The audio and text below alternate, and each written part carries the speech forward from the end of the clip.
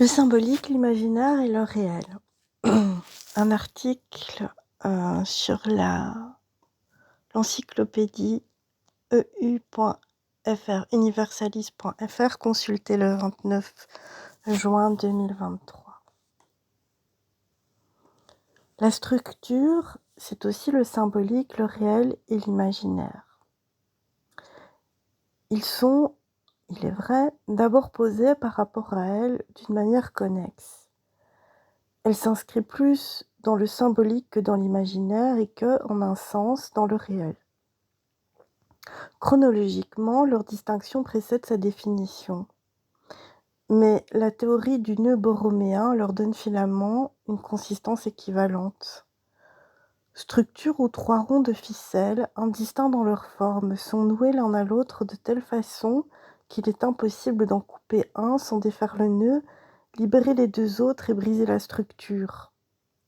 Celle-ci, produit du discours de la psychanalyse, saisit chaque concept pour le laisser se penser selon l'ordre de sa logique, qui est celle de ces trois ronds distincts, trois uns distincts et de leurs relations. La symbolique est le champ du langage. Préexistant, autonome et extérieur, il est pour le sujet son seul lieu naturel, qui dénature toute appartenance au monde et toute harmonie avec lui. Il porte la parole dans sa dimension constituante du sujet, de pacte fondateur et d'appel en la foi de la parole donnée. Garant de la vérité, il est le lieu de la loi et de l'alliance que rappelle l'étymologie. C'est le concept de l'autre, autre étant écrit avec un A majuscule, de l'altérité dans ses multiples sens. Autre scène du rêve, autre sexe, autre inconscient. L'inconscient, c'est le discours de l'autre. Fondamentalement, la symbolique est le concept de l'unité du signifiant. Il y a dans la langue du discernable et le signifiant en est le nom. L'imaginaire est l'ordre de tout ce à quoi le sujet se prend et en quoi il se rassemble. Image, fantasme, représentation, ressemblance et signification, champ par excellence du narcissisme, du corps comme image, de la fantaisie et des fantasmes, de tout ce qui est pour le sujet sa réalité, et tant qu'il s'y retrouve, la partage et pourrait-on dire y ressemble. Défini à partir du miroir, c'est l'ordre du tout, de la capture par le leurre et du mirage. Lieu du petit autre, le semblable, l'alter ego qui toujours me vole mon image parce qu'il est moi. Ordre de la signification en ce qu'elle a partagé et de reconnu, il est déterminé par le symbolique, tout en ayant une consistance formellement identique à lui. Pour Lacan, l'inconscient ne résiste pas, il répète. Le moi, instance imaginaire qui n'est pas le sujet de la parole, est le lieu de la résistance. Une théorie de la cure fondée sur le moi ne peut que renforcer celle-ci. Dans l'analyse, le vrai voyage commence au-delà du miroir. Le réel s'impose de l'existence. Il se distingue de la réalité qui est toujours un fantasme. Il s'oppose à toute reconnaissance sans être pour autant inconnaissable. Il prend son existence du refus. Il n'est pas pour être su.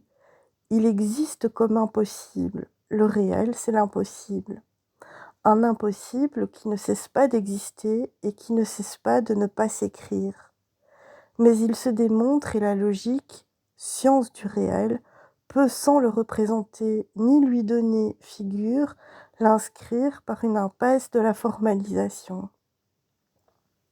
L'analyse le rencontre dans la cure, en particulier sans la forme du trauma, comme sa butée, son impossible, limite cernable du pouvoir de la représentation et de la parole, limite de la symbolisation.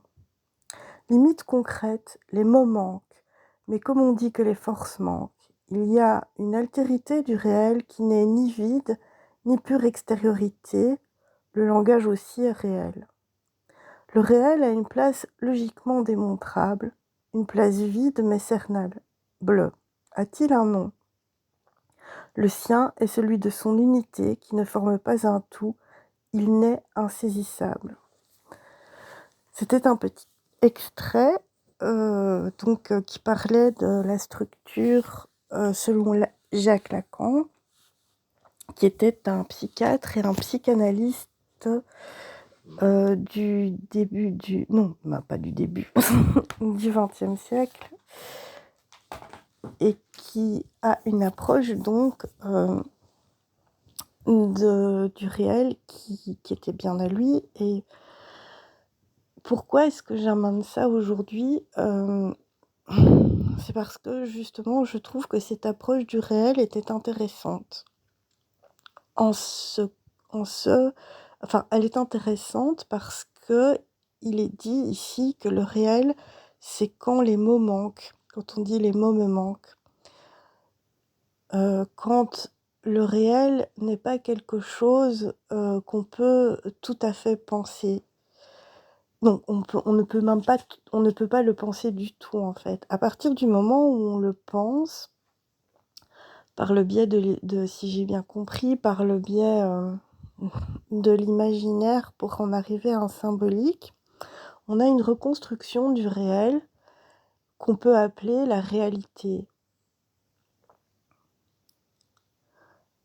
À partir du moment où on comprend que le réel est quelque chose qui n'est pas vraiment abordable, mais qui n'est abordable que dans le malentendu, puisqu'on va passer par l'imaginaire et le symbolique de chacun pour le raconter, on va pouvoir comprendre, à partir de ce raisonnement de Lacan, que toute réalité est la réalité de quelqu'un, qu'il n'y a pas de fausse réalité.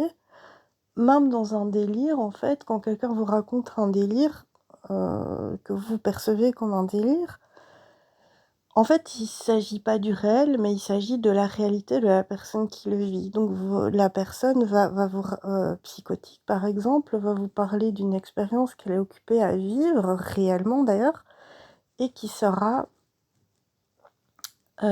quelque chose qui n'est pas du tout dans le réel, mais qui pourtant est sa réalité.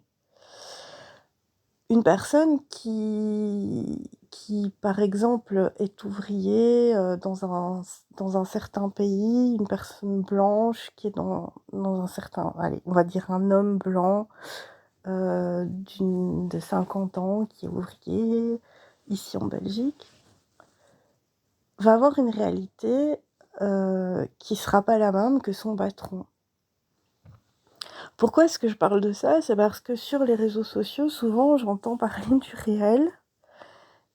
Et quand on parle du réel, on dit toujours que le réel, il est d'un côté ou d'un autre. Ou on dit plutôt que les gens qui sont à gauche, ce sont eux qui sont le plus aux prises avec le réel, et que c'est eux qui avaient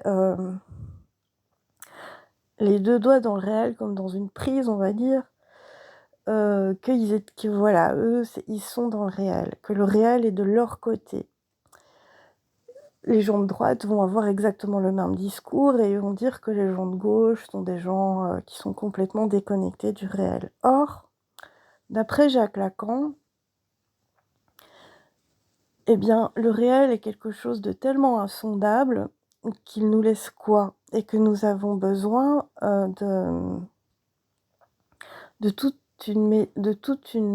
une alchimie intérieure pour pouvoir arriver à le penser et à le dire par l'intermédiaire de la symbolique et du récit.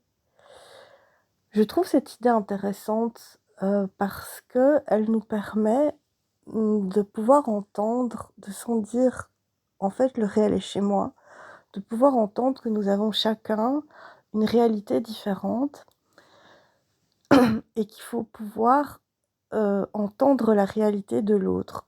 Cela, je veux dire qu'aucune réalité, aucune expérience humaine n'est une expérience qui ne devrait pas être audible à l'autre. C'est-à-dire que quand les personnes d'un parti politique se débattent entre elles devraient arrêter de se dire que le réel est chez elle ou que le réel n'est pas chez l'autre, mais pouvoir se dire qu'ils apportent sur la table une réalité et qu'elle doit être audible pour l'autre. Si on ne veut pas être dans un débat qui soit en fait un duel où l'un doit l'emporter sur l'autre, mais si vraiment on veut construire un monde meilleur, il faudrait que les débats soient des débats où on puisse se dire: «Telle est ma réalité, telle est la tienne, que va-t-on sortir de cela?» Qui fasse que le monde est un peu plus, en tout cas un peu moins invivable. Sachant que, heu, toute reconstruction du réel, porte ses failles et que nous nous entendons bien sûr toujours sur des malentendus et c'est pour ça que le récit et le débat ne s'arrêtent jamais, tant que les humains sont là, quoi. Il y aura toujours du récit, il y aura toujours, des réalités, diverses, mais mépriser l'autre en disant: «Bon, celui-là, il est pas dans le réel, il se rend pas compte», c'est une erreur. Je pense que c'est une erreur stratégique, mais même quand on se pense enfin, surtout quand on pense être le gentil. Il faut pouvoir entendre la réalité de l'autre et arrêter, de considérer, que qu'on a le monopole du réel. C'était ma petite contribution au débat politique que j'entends, souvent sur YouTube. Si vous voulez faire des choses encore plus intéressantes que de regarder YouTube, c'est possible, ben, peut-être il faudrait lire, Jacques Lacan. Évidemment, Jacques Lacan, c'est quelqu'un qui a été très fort décrié, bien sûr. Je dis pas que Jacques Lacan, à la science infuse, ce serait complètement contraire aux propos de Jacques Lacan, d'ailleurs, de le citer, enfin voilà, ça c'est un paradoxe, c'est-à-dire que même lui, et surtout lui, comment? Mmh, disait, enfin, disait pas des conneries, c'est faux, il disait des choses en fait, c'était génial Lacan, mais il y a des avancées, des recherches et tout qui ont fait que les psychiatres ont dû, apporter de nouvelles, techniques pour, guérir les patients, qui font que Jacques Lacan est devenu, complètement, je trouve plus mes mots, enfin, à côté de la plaque, ne serait-ce que par rapport à l'autisme et tout ça, et pourtant, je trouve que cette description du réel, et de la reconstitution de la réalité est tellement intéressante, si on veut continuer à mieux ne pas s'entendre. Bon, bah, ceux qui m'auront compris, tant mieux et les autres, tant mieux aussi.